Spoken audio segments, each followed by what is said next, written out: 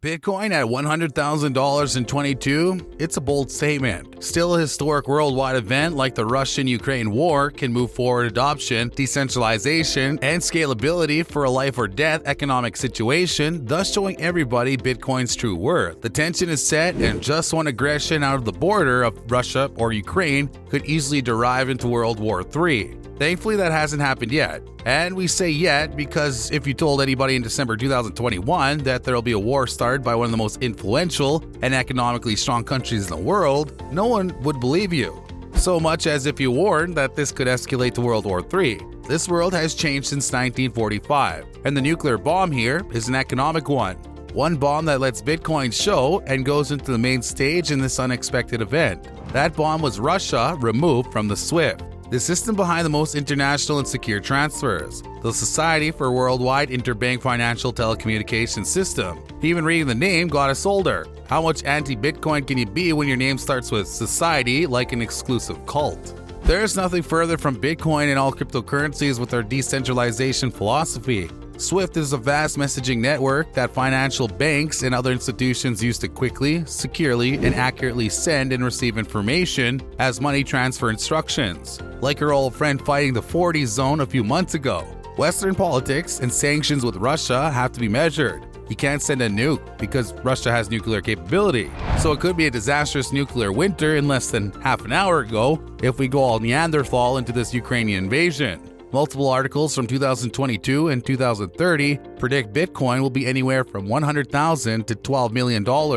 War has fast-forwarded adoption with these economic sanctions. 144 million people in Russia were banned from SWIFT in a sudden economic crisis. If you're Russian, there's no choice but to seek financial protection and decentralization, fast and secure cryptocurrency to stop having Russian rubles that will keep melting on devaluation while this war never ends. What was expected to be 4 days now has exceeded to 2 months and counting. The more this war drags on, the more the harsh economic sanctions will take a toll on Russia's economy. Even on the Ukraine side, President Zelensky has asked for donations in cryptocurrency, so suddenly you got 2 countries that need crypto adoption. People need quick and safe access to their money. Ukraine's population is 44 million, sums up to the Russian 144 million, and you have roughly 188 million that have to use cryptocurrency to access their money into a more stable, secure currency than fiat money from a country in war. Nobody wants their life savings in a currency with many sanctions or a war in itself. Just 10 hours ago, the United States criticized China for not condemning the Russian invasion. Yet, one of the wealthiest countries globally has its own SWIFT, the CIPS. The China Cross-Border International Payment System, that is. So these sanctions, if China gets closer to Russia, wouldn't mean much for them. While the United States of America seizes the Russian monarchy, they have already taken $600 billion. Have we lost Russia as a member of the SWIFT? But what if the sole decision backfires? Are the UE and USA ready to let go of a significant partner and world economic behemoth like China? China has $12 trillion of GDP, while the US has $19 trillion. What would the world look like without China? First, it could go away from the dollar to trade in its currency between Russia and other countries less identified with Western customs. This situation doesn't end well for the dollar. It's a perfect storm while the dollar, it's in the most inflationary month on the last 40 years. The dollar hasn't much space to keep moving, taking away essential partners for a punctual conflict, but all it takes is one missile in the wrong direction when tensions are high. The war has started because, besides the insane Russian decision, Zelensky didn't want to back down on joining NATO at the beginning. Now he changed his mind, but it's already too late. What's not too late? It's for crypto. All those ads that were hoping for massive worldwide adoption have been taking a nap lately. They don't need it with this conflict and full-scale economic war that we're living through. This war just gives visibility to an immense solution, and that solution is Bitcoin. The one Ukrainian, the citizen in Russia who first discovered it, won't forget how much it helps to be backed by a decentralized and working stable crypto like we have in our ecosystem. We have the technology set up, innovation, and apps that can make your life easier on a good day. Imagine life getting easier in such a negative context. The one who tries cryptocurrency and sees all the solutions it implies will be hard to return to traditional currency and long waiting lines at the bank. From all security standpoints, you have to have your hard-earned money in the palm of your hand and can do effortless transactions without the need for the foreign policies and world conflicts to dictate how many souls you want to transfer. There are no third parties here that randomly want to invade a country. have a childish 8-year-long whim to join NATO that would drag millions of citizens to war, or even sanction and isolate your country with 144 million innocent citizens. We say no third parties for that kind of atrocities because third parties are fundamentally human as long as they continue to stray. Your hard-earned effort is attached to those arbitrary decisions that are not your own. Your money will be worth as much as that third party wants it to be. The massive adoption of this event will be beyond our understanding since, at least for me, I haven't been to a country with war.